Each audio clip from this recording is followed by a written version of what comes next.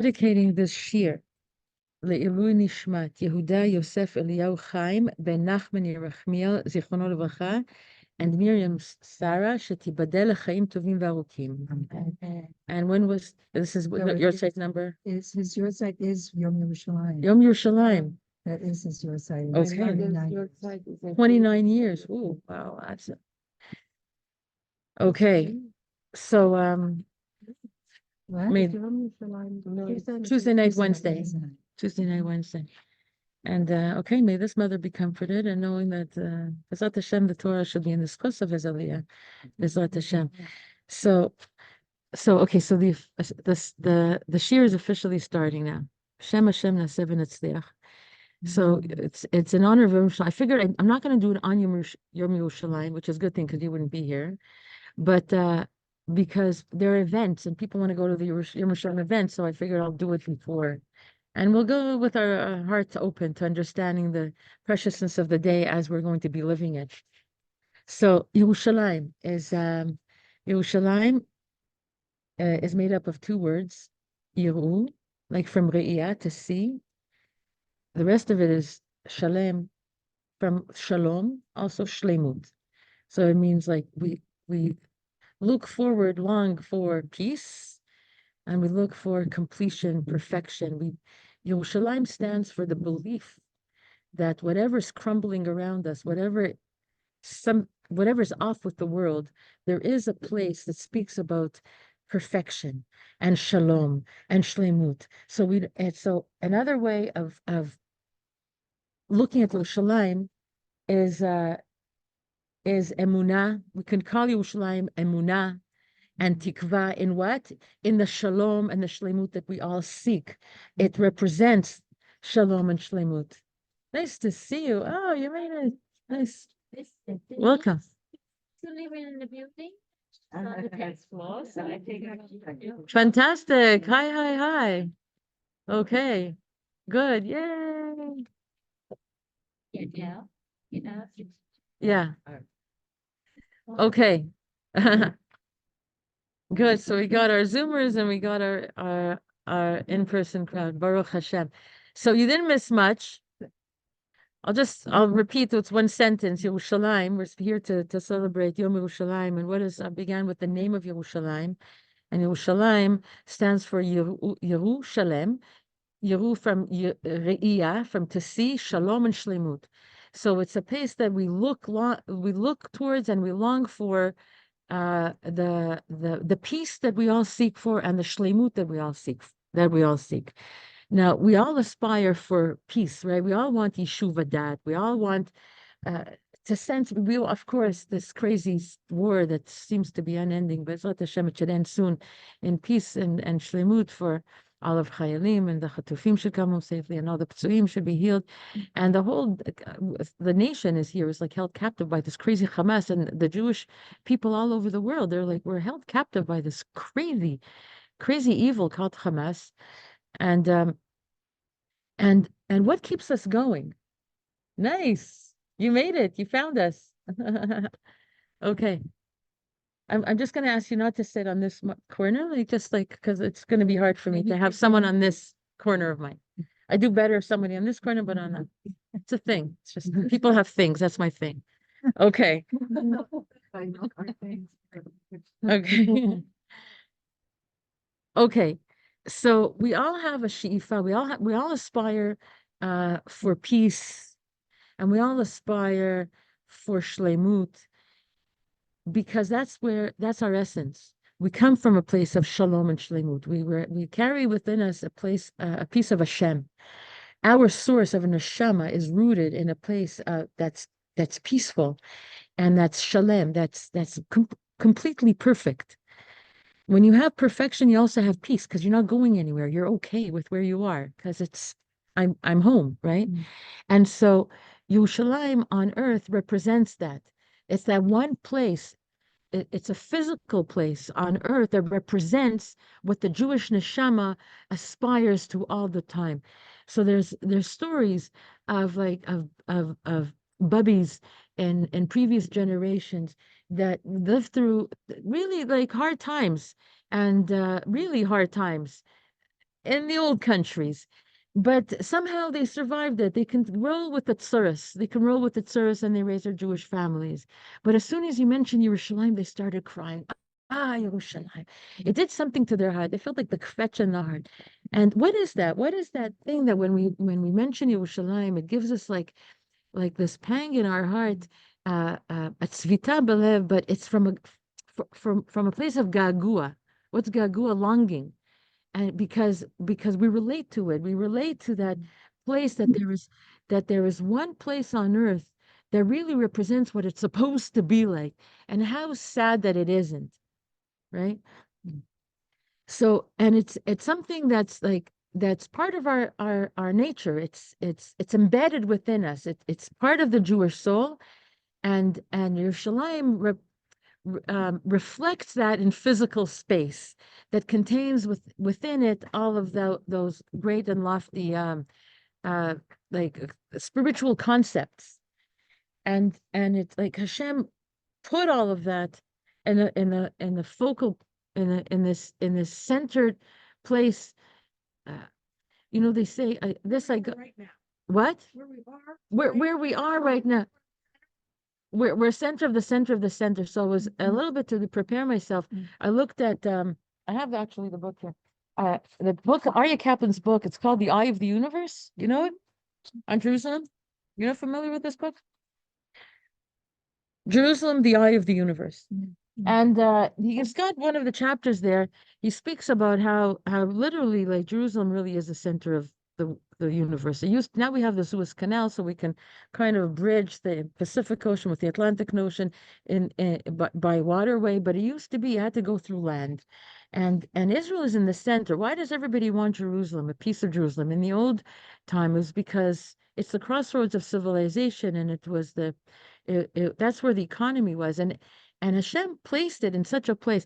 Actually, Reb Kaplan says if you would, in the mountainous regions of Israel, if you take 1 cup of water and you spill it on the ridges, on the west side, it will roll. Eventually, that cup of water will end up in the Atlantic Ocean. And if you'd roll it in the east side, eventually it will go all the way to the Pacific. Okay. Because it's mamish at the center that bridges everything. Now, Hashem made it. Why did Hashem choose this place? From a practical place, this is the place of the Beis Hamikdash. It's infused with spirituality. Kimitzion tetzeh Torah. It's infused with the Torah of Jews. So all of the people that needed to do commerce, and all of the empires that wanted this piece of real estate because it gave them so much power, necessarily had to come in contact with Jewish civilization, because this is where Jewish civilization was. This is where Torah was. So it brought the Jews in contact with civilizations, with cultures not Jewish, and it caused like an intermingling, and it exposed to the other cultures Judaism and Torah. So we were able to be like chasuf, exposed to the wisdoms of other cultures, which also made us wise, because not everything that it's like chokhmah beguim tamin, they have wisdom. But the having to come to Jerusalem also disseminated Jewish values, and from here it went all over the world. And we know cartographers, when they draw the map of the world, mamash, like Yerushalayim is mamash always at the center of things. There's a reason why it's like that. It's by design of Hashem for it to be like that. So Yerushalayim stands for Yerushalem, like Shalem, Shlemut, that it's a longing for a place that has no chesronot, that has no lack, that has no failings. It's the vision of perfection, right? We want peace, and we want peace not just for the Jewish people, but for the whole world. So anybody who wants to come, when Shlomo Melech built the Beis Hamikdash, he davened that this should be a Beit Tfilah l'kol ha'amim. This should be a house of prayer for all of the nations. And in his prayer, he said, Hashem, when the non-Jewish people come to daven, answer them, that they should know that there's a God that is in control of everything, that everything is dependent on this God. And then he says, but for the Jews, if they come and pray for everything, only give them if it's good for them. Why? because because a Jew understands if they daven for something and Hashem doesn't give them, they're not going to rebel against them. They'll know eventually that it's for their best interest that Hashem didn't give it to them, because He's our Tati, He's our Father, and so we know He has our best interest. But the goyim, we need to have a kiddush Hashem, so answer them. You see, so it becomes like it's a place of that all it's a place that's going to absorb all the tefillot of every person's soul, whatever they feel is missing in them. They'll know to come here, they'll pour out their heart. And we know, we go to the kotel, we see sometimes it's so distracting. All of these other cultures that come and they do all kinds of symbols on them, and I don't want to do it now on me, but like, you have like, and JC in the name of God of Israel, whatever, and you hear it. And they cry, and they're into it. They're very spiritual. And in Yeshayahu, Perek Bet of Yeshayahu, so the second chapter of Yeshayahu, that's the big chapter that speaks about Mashiach, in the sense that Jerusalem is going to be the the headquarters of the United Nations of the world. It's going to move here, by the way, in case you don't know. United Nations is moving to Jerusalem. Alpi Yeshayahu Perek Bet. The first 4 psukim and Yeshayahu Perek Bet speaks about it, and it's going to be run by a very wise leader, Melech HaMashiach. He doesn't call him Melech HaMashiach, but they're going to come. All the nations are going to stream to Jerusalem, and they're going to want to. Hey, Celeste, and they're going to want to seek advice from this leader that's going to teach them the ways of how to resolve conflicts peacefully. The language is v'lamadnu me'ochotav. They're going to come and seek the ways of Torah. Not that they're going to be Jewish. No one's going to be like forcibly convert. When Mashiach comes, it's going to be too late. Anyone who's going to convert, it's going to be too advantageous to be Jewish, so they can't be trusted for the motives of why they want to convert.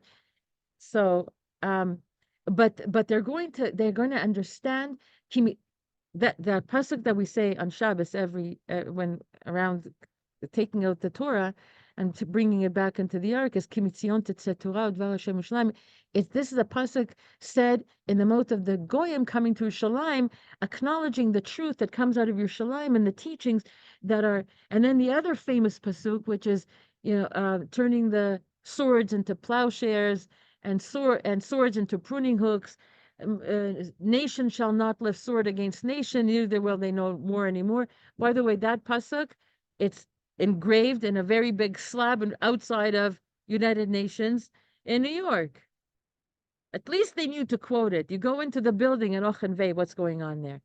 Yeshayahu coming into the United States says, wow, they listen to me. They're even quoting me here. But then he would go in and what's going on there, right?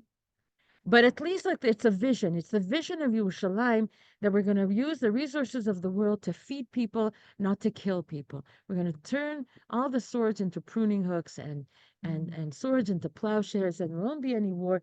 And the message of that comes from Yerushalayim, because Yerushalayim is a place of shlemut and of shalom. That's what Yerushalayim stands for, and that's why all the eyes of the world are always focused on Yerushalayim. Now, it began in early civilizations because of the economic advantage that this piece of real estate had, bridging the north and the south and the east and the west, Eurasia and Africa, and then after into the New World and the Americas and everything like that. So, because you have to catch, people can't be, we start off by being physical beings, so money speaks. So you catch the attention of this place for the economic advantage. But then once here, you're exposed to all of the spirituality too. And eventually, it's not just the physical advantage of what the blessing of this place is for the whole world. It will also be the spiritual blessings that's going to come forth, that is coming forth. Okay, that's the wind for you. Okay. Yeah. It's in the bones, it's in every single part, in the spaces in between. That's what we're waiting for every cell to get the memo of what? Of Kibitzion Tetzeh Torah, Udvar Hashem Yerushalayim. It's a place of Torah, but it's also a place of tefillah. It's also a place where we connect to Hashem, where our soul finds its place back in its source with God. And when that happens, it resonates with the body. The body's healthy. The body doesn't lie. We can say we're happy, but if you have some tension in your body, you're not completely happy. Like, can we examine it a little bit? Why do you have pain in your body, right? And that will lead you back to some emotional like ache and pain and some spiritual problem that has to be worked out. And all of that in the physical, what's true in the individual is very, very much true in Jerusalem. You want to feel the pulse of the world. Look at what's happening in and around Yerushalayim. What is the world saying about Yerushalayim? So the world is obsessed with Yerushalayim. We already know that. They're completely obsessed. Are they obsessed about it for the right reasons? Not yet. But the fact that they're obsessed with it means that there's something healthy in them that's calling them to what should be shalem and bishlemut. Follow? It's the only it is a healthy way. You say that It is a apathy healthy way. worse than that. What? If some apathy, Apathy is worse than that. Right. so they think. So Hillel Hazaken used to say, a place that I love, my feet lead me to the places that I love, right? Makom shani ohev raglayim holechot oti lesham. My feet naturally go towards. The Jewish feet naturally take a Jew back to Yerushalayim. It's our natural place. You can't even understand it. You like somebody will say, why Jerusalem? It's hard to explain it. We can learn about it and then quote some psukim and then you'll be more informed. But really, ultimately, it's so much deeper than anything you can express because it's your soul. It's a place that we can manifest and actualize our potential as Jews, as godly beings that represent the light of Hashem in this world. And that's the nefesh, the Jewish soul. But we also live in space. So that space is Jerusalem. And from that space, it emanates for the whole world. So there's a pasuk also in Tehillim that says a little bit like what Hillel Zaken says. Chishavti drachai v'ashiva raglai al adotecha. Chishavti drachai. I thought I was going somewhere. I thought to do something, to go somewhere, but my feet always take me to the base medrash. David HaMelech says that my feet always take me to this makom kadosh of Hashrat HaShechina, where the Shechina dwells. Where God's presence wants to be revealed, and that's what resonates with my like. So when we're connected to our souls, our feet are naturally going to bring us back to Yerushalayim, because that's our place, that's our home.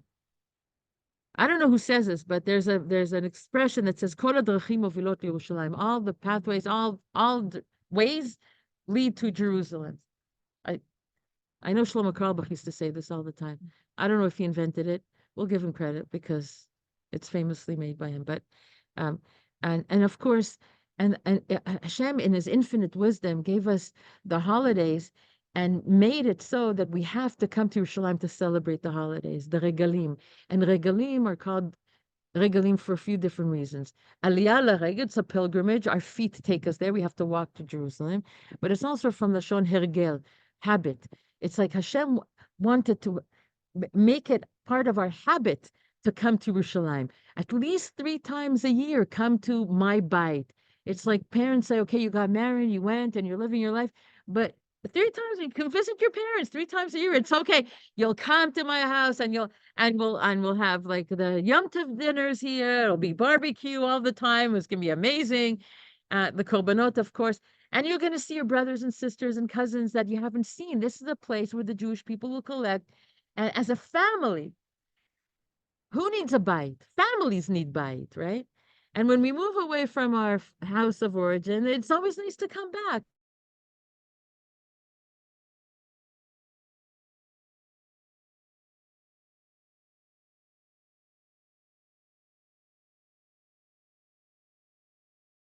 And Hashem says, come back to rejuvenate. Maybe someone looking for the place, so I'm going to be rude and answer. Hello? The 10th floor? So where does she go now? Somebody's coming to find you.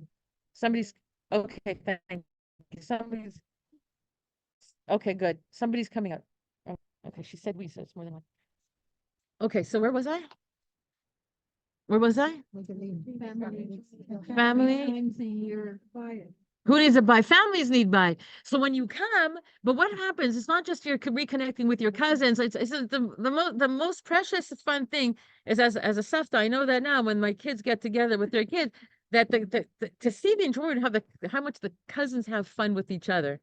You know, Right. it's like it's a big joy. You take out the mattresses. You know, it's like it's such nachas, right? That's the nachas that Hashem wants to see from us. By the way, it's exactly that.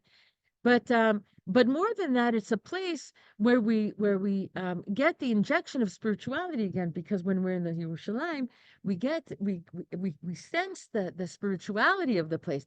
When we go back home, we'll take that with us. Oh my, look at that. Hoo-ha, it's a party. Woohoo.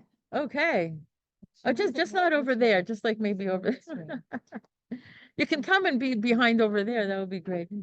I think these chairs need to move. I'm gonna move these chairs out. Oops. Okay, nice to see you. My best friend. Okay, maybe we can bring some chairs on this side and you can go behind. The chairs over here. Okay, great. No problem. Okay, good. All right, Baruch Hashem. Thank God. Okay, so sorry that we started, but you'll pick up. You'll be flexible. Okay, so it's the spiritual center. It's a bite where our families get together, but it's also a spiritual center. There we see the Kohen Gadol. We feel the Hashrat Shechina, the indwelling presence of Hashem. It's a place where God is revealed. So we get refocused in terms of what life is meant to be. So it infuses us with what we need to with a renewed sense of purpose. Whether we will go back home, we know what we're doing. We know how to raise our families. We know what it's all about. We understand the kindness. We understand the empathy. We understand what it means even to be good listeners. And because it's a place of tefillah. I'm going to go into it later. The Yerushalayim is called Lev HaOlam.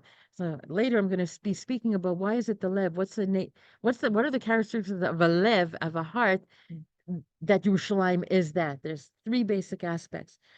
And that's what we come to connect to. It's like it's a Makom Torah. We come to learn Torah there because the Sanhedrin is there. The Sanhedrin are the interpreters of Jewish law. It's the place of oral. It's like you take the Torah Shabbat and then they tell us how to live by it.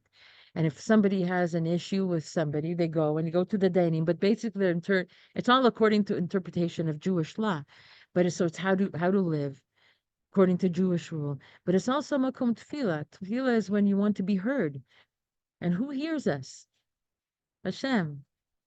Hashem. So we're going to speak more about that. Like we don't have the base Mikdash now, but we still have the Kotel. What does that mean? I'm going to go into that more into it soon. But let me just now to mention the Pirkei Avos. It's Perek Mishnah Hey Pirkei Avos, and in Perek Mishnah Hey they enumerate. I'm really happy to see you, by the way. I missed you, and I'm happy to see your face here. Welcome. Okay, and so the 10 Nisim that happened in Yerushalayim in Beis HaMikdash. Remember that Mishnah? Yes. These are the 10 Nisyonot of Avram Avinu, but the 10 utterances that God created the world with mentioned it. And one of the things that's mentioned is also the 10 things that happen in Beis HaMikdash, or things that never happen in Beis HaMikdash by way of a miracle. Okay, so I'm going to go through them fast and see how they relate to us on a spiritual level. What does it mean to be a Yerushalmi? Okay, so the challenge is to be a Yerushalmi according to this Mishnah. What does it mean to be a Yerushalmi? Okay. So the first thing is lo hipila isha mereach basar kodesh. I made a printout in English because I don't trust my English translation of these things. Okay. So the first thing is no woman miscarried from the odor of the sacred flesh of the korbanot. It was a lot of butchering over there. It was a lot. It was like major, you go to Gan Saker on Yom Ha'atzmaut, there's a lot of barbecue, but you can imagine it's like they're bringing whole cows there. Like how many millions of people? And the process of the shechting of it gives off an odor. It's an arbitor, for heaven's sake. Like it's, and there's no, so no woman miscarried from the odor of the flesh of the basar kodesh. What does it mean? Lo hapila, she didn't miscarry, which means she kept her pregnancy to term, right? What does it mean keeping a pregnancy? And that we're kind of like taking this to understand it in a and then we're abstracting it from the literal meaning here. We're digging deep what it means conceptually. Okay, so being pregnant means like you're about to give life. When you come to term with your pregnancy, your mamish bringing life into the world. Bringing life into the world means you're actualizing potential. There's a potential for life, and it's actualizing potential. So in Yerushalayim, to be Yerushalayim means it's a place of actualizing potential. Nobody miscarries. You have a vision. You come here. You can find yourself, and that can happen when you have emunah, when you have faith in what, that there's a God in this world, and there's shleimut in this world, and I can be part of that. When I root myself in emunah in Hashem, then I can actualize my potential. No one's going to tell me that I can't. God says I can. I'm going to go with that vision. To be Yerushalmi is to have a vision of actualizing potential. No woman miscarried. Okay. The second thing is lo yisriach basar kodesh leolam. The sacred flesh never became putrid. The sacred flesh, I don't like this. English is weird, but okay. It's basar kodesh because it's designated to be brought as a korban. So you can't use it for any other thing. It has to be brought as a korban. Then you could eat it, right? So there's sacred flesh never became putrid, never stank. What does that mean? What stinks usually? Think either okay, like tummy is a spiritual term, but like physical things that are decaying. Now, things that are decaying have limited types. They're finite. They're corruptible. It's something that lacks nitzchiyut, doesn't lack. You know why matzah stays forever? Because it doesn't take time. What's the difference between matzah and bread? Time. It's the time that took, and that it got in the time that it took for the bread to rise, inflated within it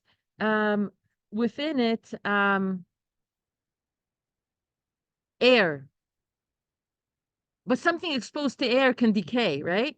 And so the difference between bread and matzah is time, because matzah took no time. So that's why it becomes like a bread that can stay forever. It just doesn't get stale. Like you can open up a box of matzah like 20 years from now, it's still matzah. You wanted to say something? Or just to say the simplicity of It. you know, You can make bread from 2 ingredients. It's just time. It's just time. You can make bread from 2 ingredients. And that it didn't stink means that there's no rot.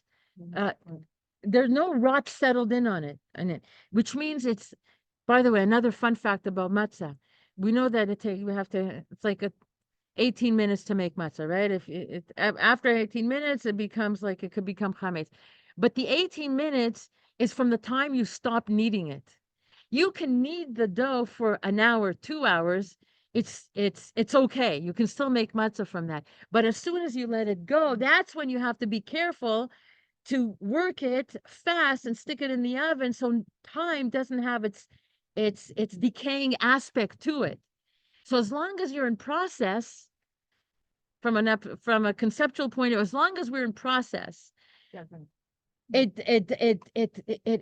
you can still be connected to Netzach. You can still be connected to the nitzchiyut of Hashem. So we can still be okay. So we're finite beings living in a finite world, but davar nitzchi. But as long as I'm connecting my neshama be'emunah to Hashem, and that's what I'm working with. I'm connecting to Hashem. I'm trying to bring the netzach of Hashem, the nitzchiyut of Hashem, becoming victorious over the decaying of time by connecting myself to Hashem, which is netzach, which is infinite. Then there's no decay, and there's no stink, and there's no putridness, and there's no. You stay fresh. Be a Yerushalmi means you're staying fresh because you're always working on your avodas Hashem, staying connected. You're working yourself. You're working yourself. I just have to stop and say hello to Shell Gross. I don't. Your camera is off, but I'm really excited to see you. Hi. I've missed you. Sure. I missed It's you really too. nice to see you. Okay. Okay. So all right.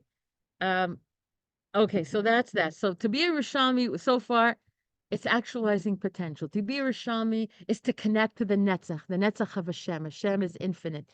We have that infinite potential. We keep working towards that, we'll overcome.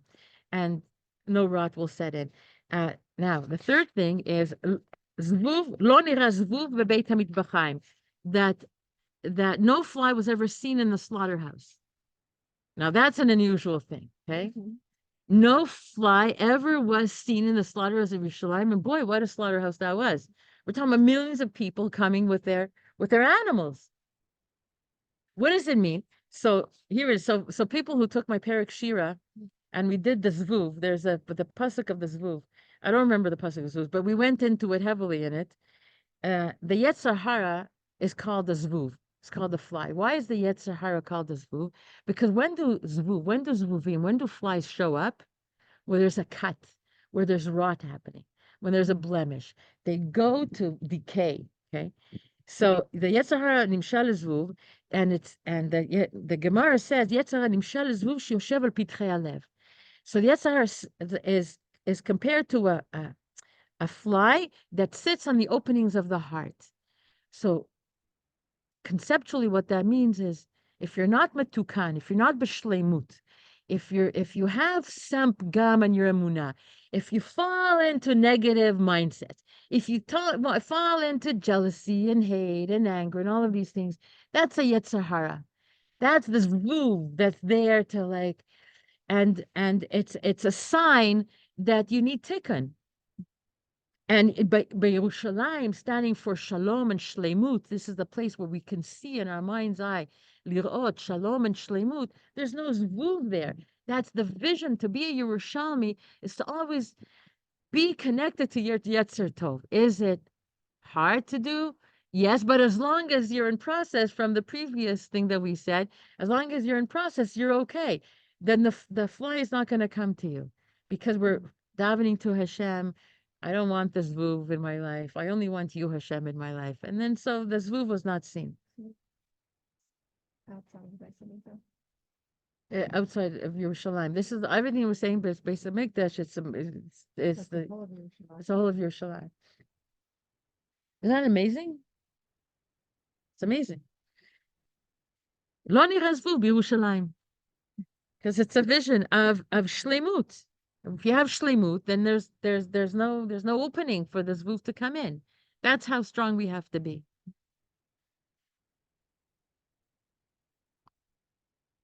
And you have to believe that we can be that way, okay? We have to believe that this is our potential. This is what we need to actualize.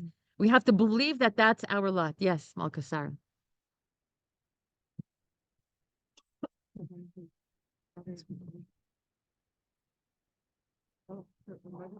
Not need to get screams. In kind of, getting bitten or whatever, and your mother told her, you're having a bad thought. You're having You should not be getting what a holy mama. Fights, you should not be any flies in here. Mother said, I never have a fly in here. What a holy mama. I want to know that. I want to visit her.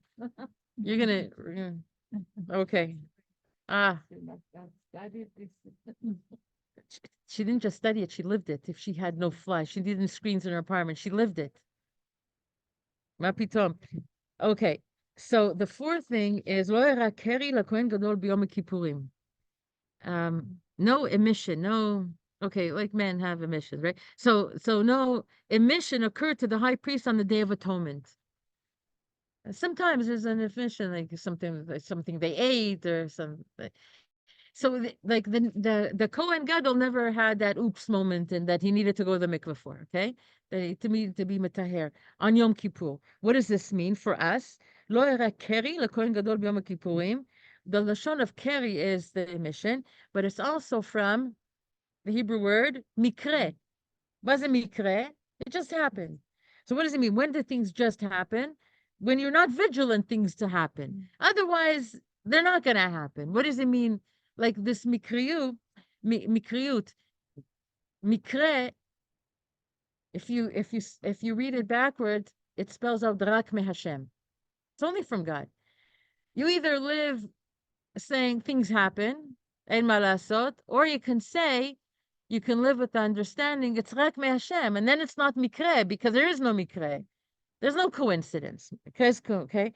So, kechol she'adam, because as long as Yerushalmi, right now we all want to be a Yerushalmi now, right?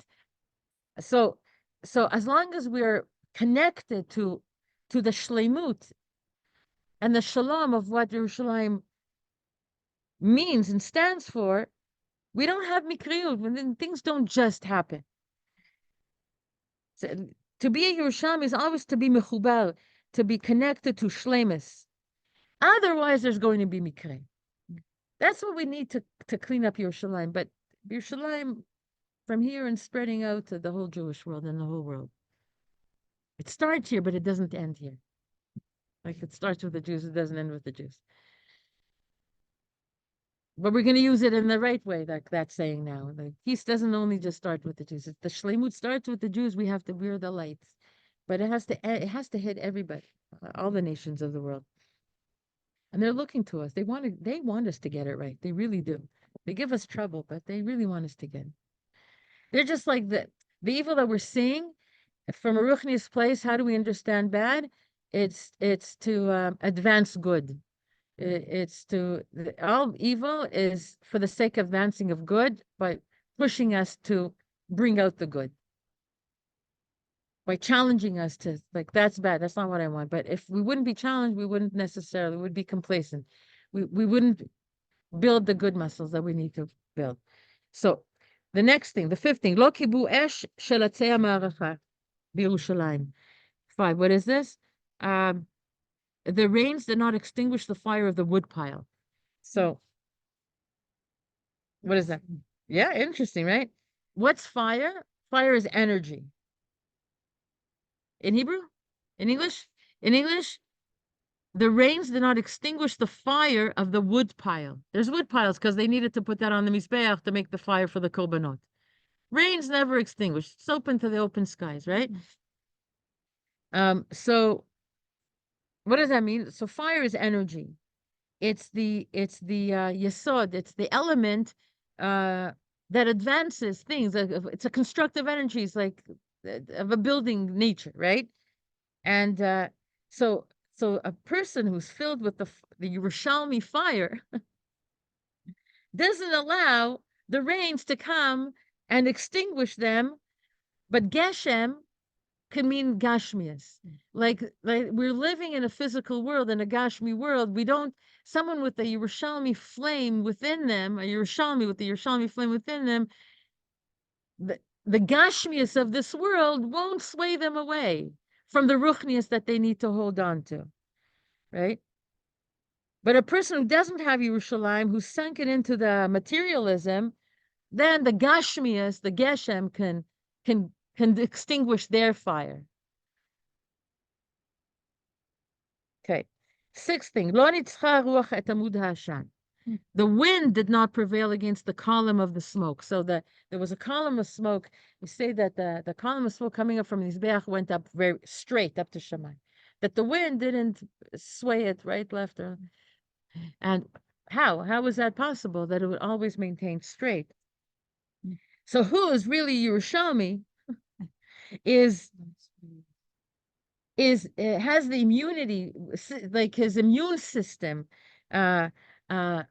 of this aspiration for going straight to Hashem, to aspire to be with Hashem. Doesn't allow the wind to sway him. In which I know this is a new ideology came around. Maybe I'll try this, that, like a lose sight of who they are. There's a pasuk in Tehillim, Rashaim kamot asher titfenu ruach, that the evil people are compared to chaff that the wind comes and blows them any which direction, as opposed to the tzaddik, who's like a firmly planted tree on a al pelgei mayim. Is that what you were saying? Ketzadik, צדיק כעץ שתול על פלגי מים, ועלהו לא ייבול, וכל אשר יצליח, his leaves never wither, and everything he does, he will be successful. So the Amud Danan, this pillar of smoke that went straight up, this is the purpose. It's a vision, a visualization that God gave us of keep your eye on the matara, on the goal. And someone who has this won't be swayed for all of whatever the wind passes. It's always kavel Hashem. Kavel Hashem, the word tikva is from the word kav. We maintain a straight line. So, okay, now the seventh one, ולא נמצא פסול, ולא נמצא פסול בעומר ובשתי הלחם ובלחם הפנים. What number was this? Did I say? No, seven. No defect was found in the Omer. We're in the Sfirat Omer now, right? This measure of barley that they had to bring. No defect was found. Again, like no defect, no rot, no moisture that came in to spoil it. No staleness. It was always fresh. Or in the two loaves. So the Omer is referring to Sfirat Omer, and the two loaves is referring to the korban of challah that we're going to be bringing B'ezrat Hashem soon in Beis Hamikdash this Shavuos. We bring challahs, we bring chametz. It's a korban of chametz. Only time we bring chametz on the altar. So the two loaves, they had a freshness to them. Or in the showbread, from week to week, the 12 showbreads that represented the 12 tribes, just like they say about Sarah Imenu, that she had freshness in her dough, the lechem, it never went stale. Now, why didn't it go stale? What didn't go stale? Well, when we're talking about the lechem apanim, the menorah in the Beis Hamikdash represented wisdom and Torah, the light of Hashem in our eyes, and the showbread represented the parnasa. They say that somebody who wants to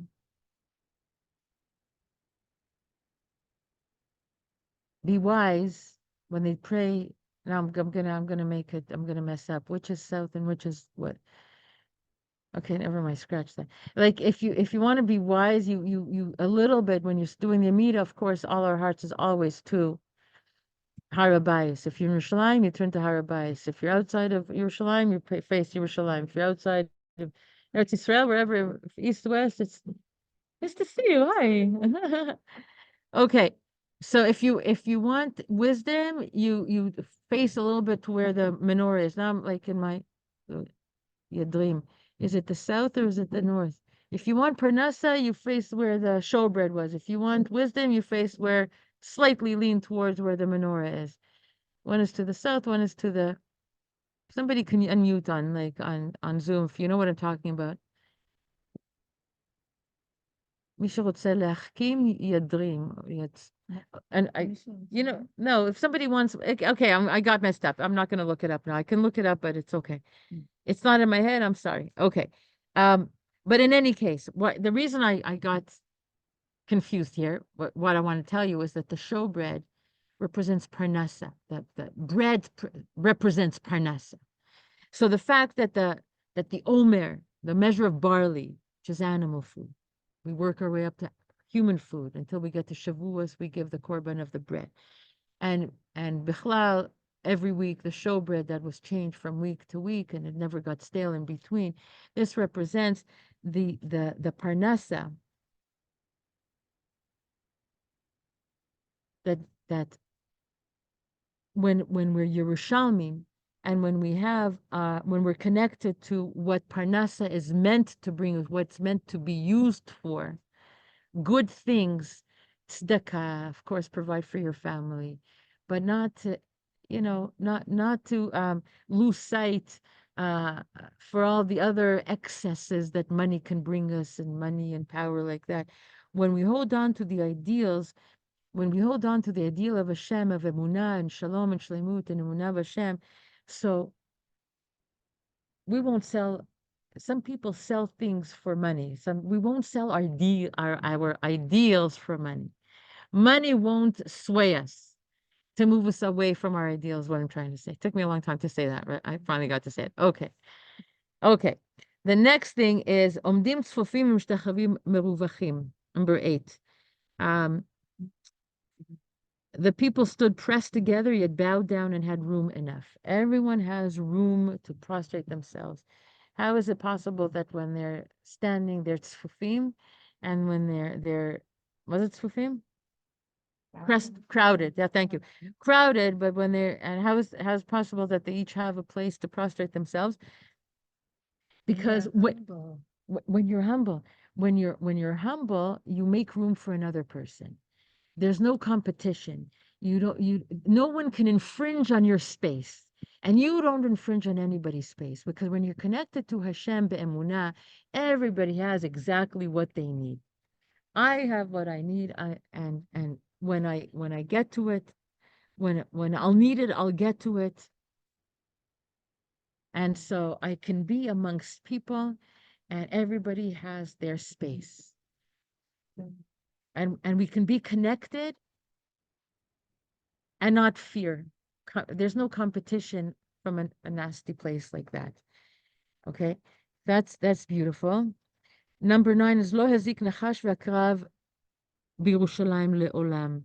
Never did a serpent or a scorpion harm anyone in Jerusalem. When do the scorpions and the snakes come from the ground? Who fears scorpions and snakes? When people, when they're preoccupied with somebody's coming to bite me now, somebody's coming to take a bite of me, of whatever it is that like I need to hold on to that's mine, and I don't want to, like I fear someone coming and infringing on what is mine. So I'm afraid of the snakes and scorpions of society that is going to come. But here in Yerushalayim, we don't fear that. We don't fall into those false fears. We have emunah. We don't have like oy ma yikre, what's going to happen, because when you're connected to Hashem, whatever happens, it's from Hashem. I'll leave it up to Hashem. I'm not afraid of these creepies. And then the 10th thing is, U'me'olam lo amar adam lechavero tsar li b'Yerushalayim. And no man said to his fellow, this place is too congested for me to lodge overnight. It's like too, the Hebrew is so much nicer. U'me'olam lo amar adam lechavero tsar li b'Yerushalayim. No person said, I'm too tsarli. Tsarli means too tight. But tsar is from the Lashon tsara. Tsar. I'm suffering. I'm constricted. No man said to his fellow, this place is too congested. It's such a congested, but tsar means constricted. But the constricted from a place of like I feel constricted. I feel like I don't have a place to breathe, right? So for this, I brought the Tehillim 91. I really hope I'm going to get to the heart of Yerushalayim. I hope you're not in a rush to go anywhere. Edie. Okay, Baruch Hashem. So in terms of the tsar, that no person said that tsar li b'Yerushalayim, but makom hazeh, it's like tsar from the place of tsarot. Okay. So there's a beautiful Tehillim 91. Yoshev b'seter elyon. It's beautiful. I'm gonna read it through to you. What does it mean not to be b'tzarot? Because when you're Yerushalmi and you have Hashem with you, and you have the fire of Yerushalayim burning within you, and the emunah of Yerushalayim, you have the vision of actualizing the potential of shalom and shleimut, then you have this, okay? Yoshev b'seter elyon b'tzel Shaddai itlonan. He who dwells in the the English is so bad. I'm so sorry. I'm not even gonna tell you whose translation this is that I got from internet, but okay.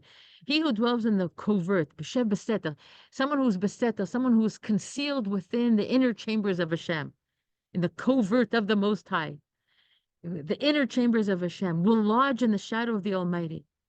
Will lodge. Yoshev b'seter elyon, someone who makes that place his dwelling place. B'tzel Shaddai yitlonan. Yitlonan from the word of lelin, sleeps there. From lalun, not from lehitlonen, chas v'shalom, not from the place of complaining. It's a peaceful place of I can dwell there like a baby. I'm protected. Where Beseter Elyon, where Hashem is, I find my place there. Omar Lashem Machsi Tzudati Elohai Eftach Bo. I shall say to Hashem, Hashem is my shelter and my fortress, my God in whom I trust. This is Yerushalayim. Yetzilcha, no. Ki hu yetzilcha mipach yakush midever havot. He will save you from the snare, the traps, from the devastating pestilence, from the snakes and the scorpions. When you're with Hashem, you don't fear. You don't need any other schus. You have Hashem. Schus avos we need when we're lacking our own schus. But to be a Yerushalmi is like you find your place within all this. Be'evrato yasech lach v'tach knafav techased tzina v'sachora amito. His wing, with Hashem's wing, he will cover you. And under his wings, Hashem's wings, you will take refuge. His truth is an encompassing shield. That's what Yerushalayim stands for. That's what the world longs for. To have that protection, to be in Betzel Elokim, that shadow of Hashem, the wings of Hashem, the protective covering of Hashem. Lo tira mipachad laila mechetziuf yomam. You will not fear the fright of night, the arrow that flies by day. Midever bo'ohed yahaloch, miketi yishut zerayim. Pestilence that prowls in darkness, destruction that ravages at noon. We won't have fear of that. Yipor mitzidcha elef urvava mimchena elech lo yigash. 1,000 will be stationed at your side, and then 10,000 at your right, but it will not approach you. Speaking about the enemies, Hamas here, Hamas there, Iran here, Iran there. Crazy, the world going crazy. It's just crazy what you see on news, on campuses in the United States. And in Ireland, what's Ireland? What do they care? What's their business? But it is their business because Yerushalayim has to reach them, and they know it. They're obsessed with what Yerushalayim means and the peace and the shleimut that Yerushalayim represents. They understand there's something in it for them. They got it off, but it's not the Shem. Read the rest of 91. That's what this is all about. I just said that there's two in the Emir. There's two of like Reb Shlomo and Reb Chaim, his twin brother, have a nigun of two of the phrases. Which ones? Himalachav, so that's Reb Chaim's, and the last one, yeah, isn't it Oracham? What's the last phrase? The last pasuk here is Orech Yamim Aspiehu Ve'erev Yeshuati, which is with length of days I shall satiate him and I shall show him my Yeshua. With length of days, it's like there's it's beautiful.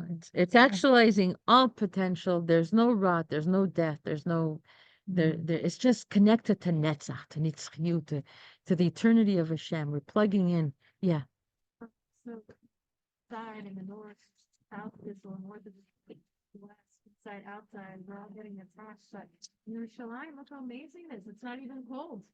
We don't. If you wouldn't pay it up in the news, we didn't know if it's a war going on. It's crazy.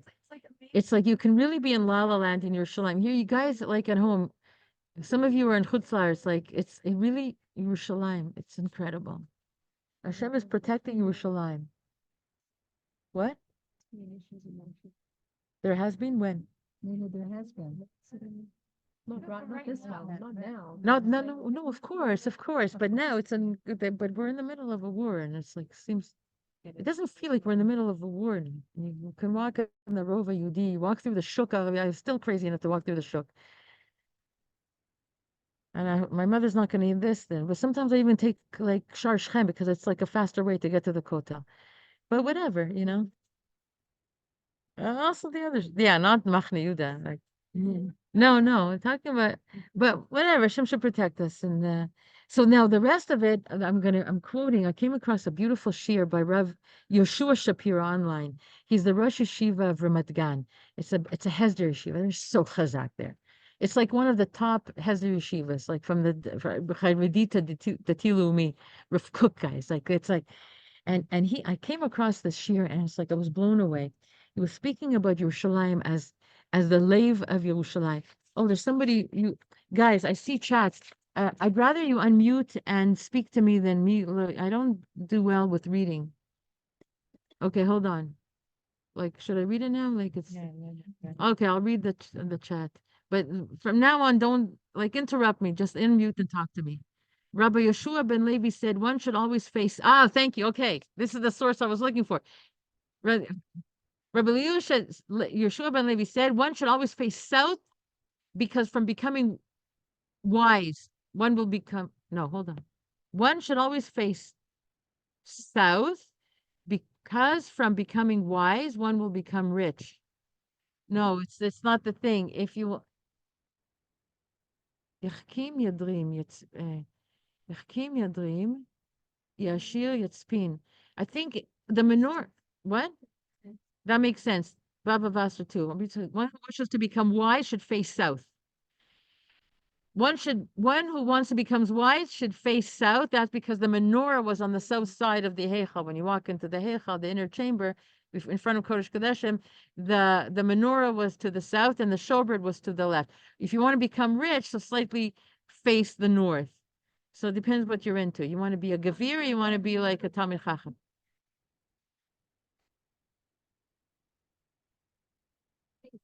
Does being wise equates to being rich or something like that? Yeah, so that's what the previous thing that they said is possible. Okay. Shlomo HaMelech davened for wisdom and he became rich and everything, right? Because he davened for wisdom, he ended up having everything. So, Bezat Hashem, wife as Shlomo HaMelech. Okay. Okay, so Yerushalayim is known as Lev Olam. I'm quoting now like the Chochmah of Yeshua Shapir from Yeshivat Ramat Gan. He started this talk by saying, Yesh anashim im lev shel even, v'yesh avanim im lev adam. There are people with hearts of stone, and then there are stones with hearts of people. And the lev here is, of course, we're talking about Beis Hamikdash, and of course, we're talking about the kotel now. The Shekhinah never left. Okay, this holy place. But what is the heart? The heart is really the neshama of a person. When you talk about the heart, you talk about the neshama. And what's a body without a neshama? It's nothing. It corrupts. It disintegrates. It falls apart. It's empty. What? An animal, right? Yeah. Don't tell that to dog owners. They'll have what to say about that. Okay. So the avnei, the stones of the kotel, this is the heart and the neshama of who, of what? Okay, like how do we understand them? Just we say it, but like let's drive it home a little bit to get it right.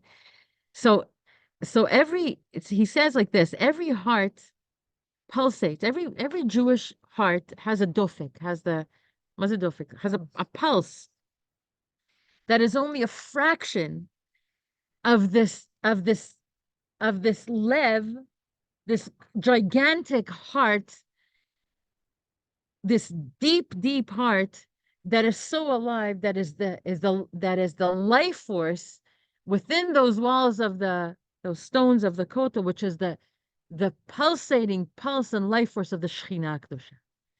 And that's the lev, the kolel, that's the collective heart of all of us, and each individual heart of ours is just a little bit of that collective big heart that we're all a part of.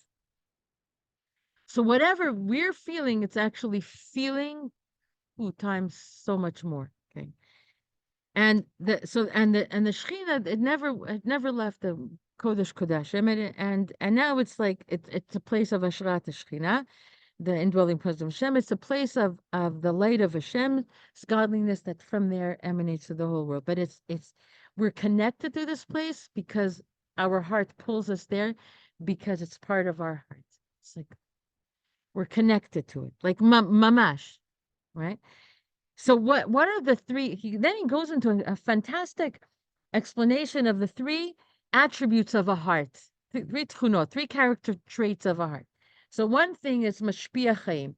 It gives life out, but by pumping oxygen through the blood that ends up going to all the organs of the body. There, you can feel the pulse of a person through any part of a person's body you can feel the pulse because the body, the heart is sending life force to it. So the heart's job, the first primary job of a heart is to be mazrim chaim, is to get life pumping into the whole organism, all of it, from top of our head to the tip of our toe. And it's the heart that's always sending to all the cells nonstop, nonstop, like nonstop. Thank God it's involuntary. It's nonstop. And if we have a cut, why do we feel throbbing where there is a cut? Where do we feel the pulse? Because the heart feels that there's some infiltration of some zohama, some pollution there that can hurt the rest of the organism. And it's sending more oxygen, pumping more life force there to help the healing process. So we're feeling extra pulse because now more oxygen is pumped there, more than is usually the vein or the artery can like handle of that dosage of whatever usually passes through there. So the heart gives life every second.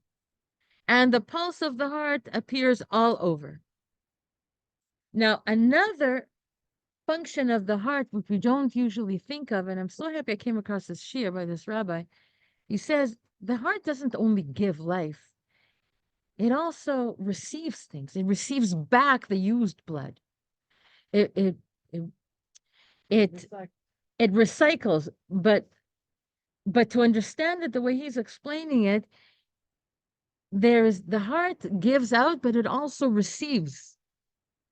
In the yitziyah, in the output, it's a mashpia, and in the return, never mind it recycles, because it recycles, you're already thinking about what it's going to give you back. But until it recycles, it's receiving. It's a mekabel, and we know that everything is a mashpia and a mekabel. You have nothing that doesn't have the two dynamics, the mashpia, the zachar and the nekeva, the male and the female, the giver and the receiver. The heart is not only the giver, it's also the receiver. And he says here, and receiving is sometimes so much harder than to give, because we give, we feel large, I'll give you. But to receive means, do I really want to receive what you're giving me now? What is the heart receiving? Used blood, weak blood, right? Lacking oxygen. It's tired blood. It's like, do you know what I've just been through? I've just been through in the toe, and like, yeah, it was like, and I stubbed my and the person had the toes being stubbed. So I'm bringing back the aches and pains of what I just went through, the trauma of what the blood went through until it came back and it's bringing it all back to the heart. Listen to me, right? I just went through something, and the heart, that's what a heart is. It's absorbing and listening and receiving, and that's like a really hard thing to do. It's receiving it very openly. And it's receiving openly. It's not holding back. And it's not holding back. It's vulnerable to all of every cell that now is bringing back the blood to whatever it went through. I'm here for you, and I'm going to receive for you, and I'm going to somehow in my receiving we're going to rejuvenate you. I'm going to give you back your life. It's just an incredible thing. Lev Yerushalayim. The Yerushalayim doesn't only kimitzion tetzeh Torah. It's not just a place of disseminating Torah. It's receiving so much of the aches and pains of the world coming to Yerushalayim and crying their eyes at the kotel. Everybody. Shlomo HaMelech daven for everybody. Every goy that comes, please Hashem, answer their prayers. Ti beiti beit tefillah lekol ha'amim. And so, and in a relationship, the deepest relationship is not when you just give and give and give. Are you able to receive, to make room to be a receiver also for your partner, for your friend, for your children, when they come with something? And in the receiving, that's when there's real chibur, real connection. I heard you. I made space for you. That's what Lev Yerushalayim. Isn't this beautiful? It's just Being a generous receiver. A generous receiver. Like giving is nifla, he says. It's wondrous, it's godless. But to receive, it's even deeper than that. So a mother, the children come back from school and they have their lunch ready for them or their suppers ready. And it's good. It's easy because that mothers are nurturing. But it's a special mother that can sit down, that the child wants to tell her, you know what happened to me, Ima, this kid and that kid, and she has 5 kids coming and all wanted to, and she has time and space for everyone to make space, and everybody feels special. Ima's listening to me. This is millions of people, all the Jews all over the world, wherever they are, they're praying towards this place. All tefillah, wherever they are, is focused on this one place, this country, this land, this city, and this one place. Now it's the Kota Bezat Hashem. It should be Beis Hamikdash, but within that space that we're waiting for the Beis Hamikdash, somewhere underneath the labyrinth of it all is the Aron Kodesh that was hidden by our kings way before the destruction. In their wisdom, Shlomo Melech, when he built the first temple, created a hidden chamber that he already envisioned Nebuch, how sad it was. He envisioned the destruction of it. The Aron Kodesh has to be safe. What's in the Aron Kodesh? It's the luchos. 10 things. One. It's 10 things. like Another 10 that okay, good. Yeah, I mean, it's in the, I think it goes back and forth. Right. So it's the luchos and the broken luchos and the Sefer Torah that Moshe Rabbeinu wrote at the end, and it's like mamish that. And there's the man, and there's the staff of Aaron that was always forever bearing fruit. It was right. It was the shaked, and I don't know. At that point, I listed 5, I think, and that's my don't. Okay, you gave me homework. Thank you for giving the teacher homework. Okay. Okay. But so how special is it for a mother to actually be the receiving mother, right? For everybody's story. Do we always have the patience for that to be that heart? The Yerushalayim is that heart for all. It's the mother of all of us. It's incredible what the stones of Yerushalayim absorb. Yesh avanim im lev shel even v'yesh no. Yesh avanim im lev adam. These are stones with the heart of a person. It's the neshama. It's the lev, and as the heart, it doesn't only give, but it absorbs. It absorbs. It absorbs. That when all oxygen has been spent out of, and then after it absorbs, it gives back the life. But then there's a third aspect. So the heart gives, and the heart receives and absorbs. And then he says there's even a higher madrega than that. What's a higher madrega than receiving, than absorbing? Caring. He calls it ichpatiyut. It's not just like you're listening, you really, really care. There's empathy. There's empathy there. That's like really listening and making space for them on a whole other level. So the heart is the organ that cares. How do we see it physically? When there's an ache in the foot, it sends the signals to the heart to send more blood there. But it's the heart that feels the stress of it. It's the heart that feels. If chas v'shalom, a limb is amputated, the leg doesn't feel it. It's the heart that feels it. So it's all the hergesh, all the feelings, all the chpatiyut, all the caring that goes through, that runs through the whole organism, the whole body. It's what? The brain. Okay, so you're being scientific here. I know, and I had students like that in high school, and they were smarter than me. When they started getting scientific, what is the brain? Is it the heart? And they started quoting. But when in our language, in our experience of emotions, when you want to say, where do you feel the pain? You go like this. It's the heart, but it's in a big way. It's like the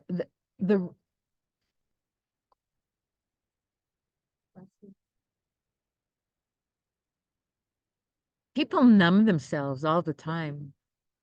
Their emotions, they numb themselves. It becomes too painful. They numb themselves. They run to distractions or they numb themselves. No, so what you're saying is actually it's a very good question. And it's a good question. And you got me off having to answer her. So that's like, I'm really happy about that. But no, we'll get back. But I think I answer. It's like we say it's a brain, but it's like, okay. But to answer you, the body never lies. So the person can numb themselves and can distract themselves and can pretend things don't hurt, but it'll show up as a back pain. It'll show up as a knee. And if they do the therapies that are beautiful therapies that are out there now, like somatic therapy and all these, they'll trace back the physical pain to some emotional thing that you're not dealing with.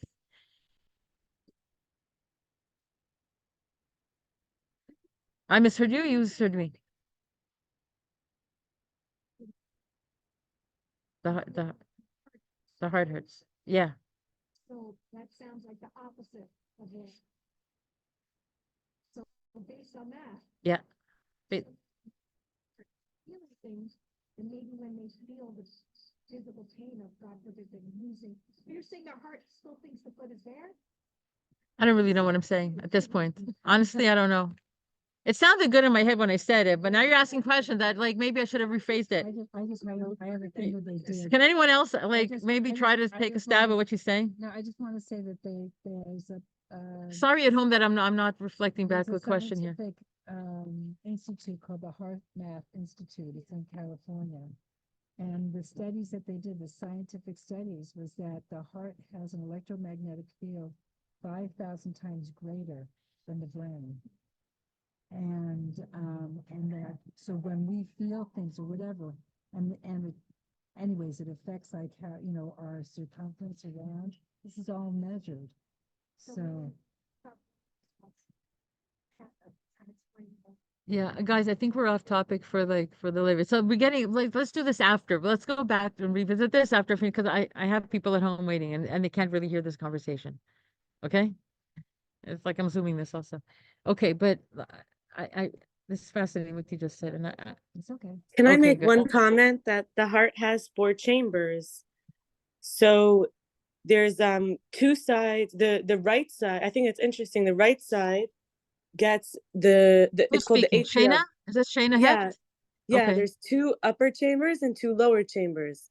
So the right upper chamber gets the blood that's very poor in oxygen. Like you were calling it like the traumatized blood, and I like that. Right. And it's like it goes in through these different veins. Then the left upper chamber gets blood that's rich in oxygen, fresh new blood.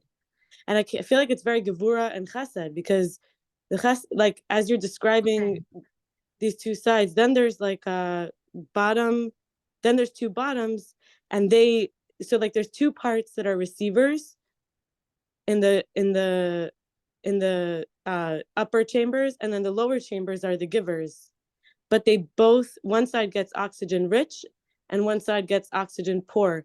So I feel like it's like it's what you said, and then on top of that, it's like it's also interacting in the same way you describe with the whole body, also with the lungs. Like this With the fresh, lungs. the Which lungs is very like, interesting.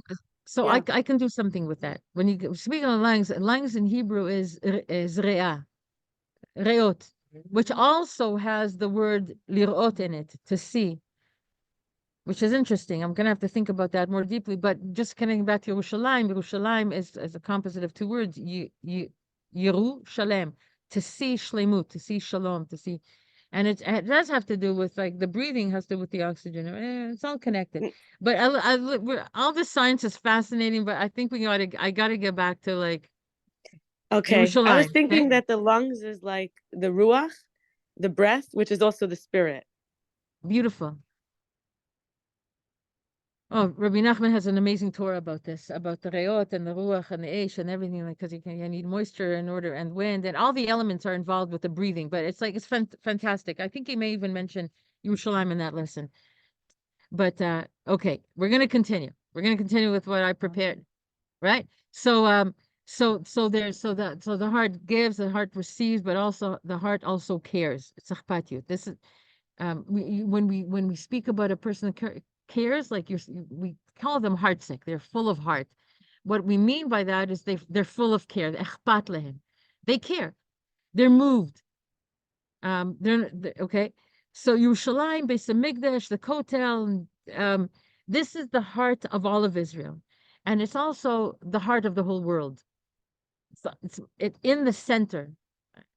Okay, mamash, and all of these three character traits, the netina, the giving, the receiving, the kabbalah, and the chpatiyut, the caring, it can be seen in what the psukim speak about Yerushalayim. So Kimitzion tetzeh Torah udvar Hashem Yerushalayim. That's the Torah. That's the giving. What does Yerushalayim give us? It gives us the chokhmah of Torah. In the Beis Hamikdash, the Sanhedrin were situated in the walls of the Beis Hamikdash. Part of it inside, part of it outside. They were the interpreters of the wall of the law. This is the place of prophecy. That nevuah comes from between the cherubs, the kruvim in Aron Kodesh, but the schools of Nevi'im to be certified. They're actually schools. Isn't that cool? It's going to happen again. Schools of Nevi'im. I'm like signing up. Are you signing up? So it's all that's it. So to be certified as a Navi, to be certified as a true Navi, not a false Navi, you had to go through the Sanhedrin there, because they had the chokhmah and they had the criteria, and you had to prove yourself. Yeah, you go to school and there's criteria, right? And so nevuah is also a place. It's a place of Torah. It's a place of nevuah, and aliyah l'regel. People are coming into Jerusalem for the aliyah l'regel, for their pilgrimages, and they're infused with all of these talmidei chachamim that are part of the Sanhedrin and all of the spirituality that the Nevi'im brought to the whole Jewish people, and you're bringing your families, and you're having your barbecues, and you're having your korbanot, and you're having your all of this, like this connection with Hashem, and you're surrounded by greatness. You're infused by greatness, right? On all levels of physical beauty of the Kohen Gadol, what that looked like, and the Beis Hamikdash, and you're surrounded by chokhmah, by spirituality, and you can't not be affected by it. This is the shleimut and the shalem. It's a healthy place. It's like a place where physical meets the spiritual, and in complete alignment. You're shalem, one koma, completely. And in the Kabbalah, so that's the Netina, okay? And what about the Kabbalah in Yerushalayim? This has to do with the tefillah that Yerushalayim is a place of absorbing the prayers that we spoke about, okay? What? Limestone is the most porous stone. Oh yeah, limestone. Okay, limestone is the most porous of stones, which is all of Yerushalayim is beautiful, so beautiful. Okay, so everybody who davens through the city, for all over the world, and this is the ear, the heart of Yerushalayim, the listening ear that absorbs so much of all the source of everybody, to receive everyone's prayer, and finally, and it's the caring, it's the caring, it's just the caring, it's the caring, and who's the ultimate care of all of this? Who ultimately is listening to all the prayers? It's Hashem. And now when we daven, we're the Shekhinah, right? We're supposed to be manifesting Hashem's light, but Hashem's manifestation of His light, actualizing that in this world, is the Jew. And so when we bring our prayers to Hashem, part of the shleimut of building the Shekhinah, bringing the Shekhinah back to shleimut, building as a structure that reflects the Hashem, it means that we're incorporating each one of our prayers the tsar of the Shekhinah, because as the Echpatiyut means, like, I understand what trouble I'm going through, and I'm going to cry to you, Hashem, because I understand what not having this, that, and the other thing means to me in my life. But could you imagine, like the Shekhinah being the Lev, being the Neshama of all of us, what that means like to her, to include the Tsar of the Shekhinah, because the Tsar of the Shekhinah in all our prayers, the Tsar of the Shekhinah is not just, is the collective Tsar of every single person on earth coming to pray for it, wherever it is. I'm just one private person, but imagine the Tsar of the Shekhinah, that she doesn't only have my tsaras, it's your tsaras and your tsaras and your tsaras. And ultimately, the whole world is looking towards Yerushalayim. When is peace going to come? That's the Tsar of the Shekhinah. It's crushing. So to make her Tsar, our Tsar, to understand that when we daven for ourselves, we're davening for the collective greater good of the whole world, to a little bit have some of that ichpatiyut, some of that care. Shiyeh tov, that it should be good for the world, that godliness should that tzedek should come from this place, justice, that shalom and shleimut should come from this place. That, like, understanding that our individual tsar is like a drop in the ocean of what the tsar of the Shekhinah is. And all our prayers go. So this is the Kabbalah. This is the until finally, Bezat Hashem, all the nations of the world with a rarefied language and one unified language will speak the language of Hashem. Kimitzion tetzeh Torah udvar Hashem Yerushalayim, and we won't know any more wars. And the whole world really is looking at us for the Jews to get it right. We have to understand that Yerushalayim is the Lev HaOlam, but in terms of humankind, we are the neshama and the lev of all of humanity. And when we are healthy, they're going to be healthy. Yeah, Cynthia. One, the phrase, the air of Jerusalem makes one wise. Yeah. Someone said something very cute. It's that, because there's so much Torah learning, right? When you learn Torah and you speak it, it stays in the air. Yeah. So it makes you wise because you're breathing in that Torah learning. It's so important. So Cynthia said for home, when you speak Torah, it says that what they say about Avira de Eretz Yisrael Machkima, that the atmosphere, the air in Israel makes one wise, but Kal v'chomer Yerushalayim, Kal v'chomer, like the closer you get to the base of Mikdash, that area, there's something air that when we speak words of Torah and we speak words of tefillah and Torah, it lingers in the air, and it's. I'll tell you, when this is also from Perek Shiur when I taught it, the Jewish people are compared to the wind. Why are they to ruach? Why are they compared to ruach?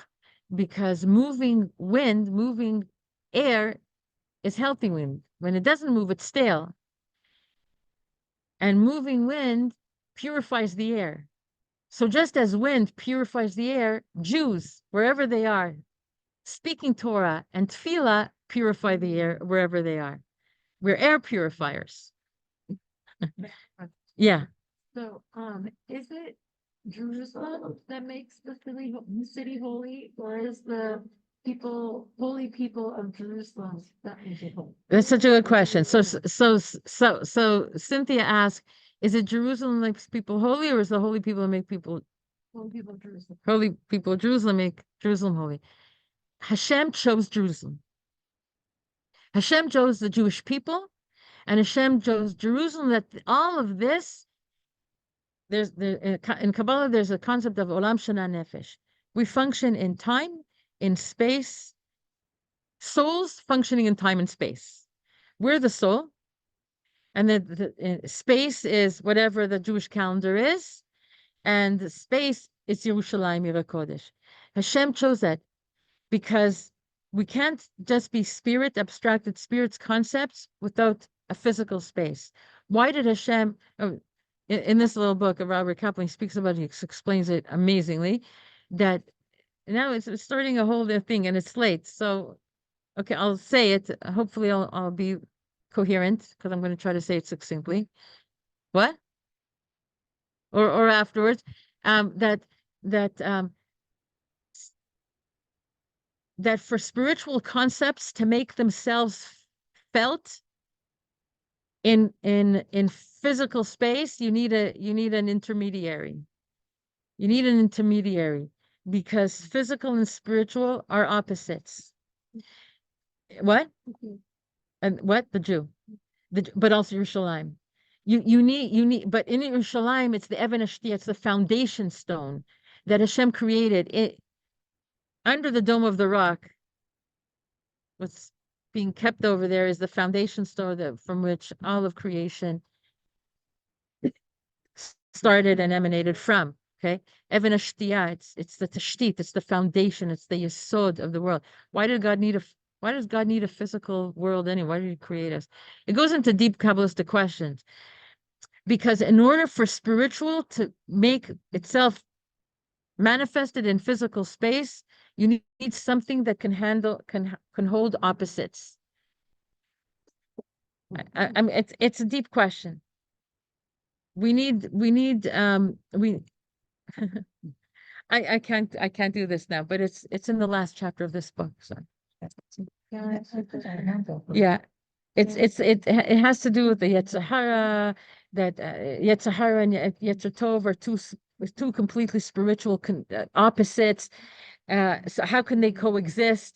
You need a physical body to be able to coexist in that space, and it's the physical space that's important. Humans are that for spirituality, to hold negative and positive energies to be able to manifest the good, and in physical space it's Yerushalayim. I can't say more than that. Thank you so much. At home, love you. Just a second. Yeah. Can I So say now it's going to be free for all, but the year is officially over. I just got a call for somebody who had a scene tour in their, whatever that is in their heart.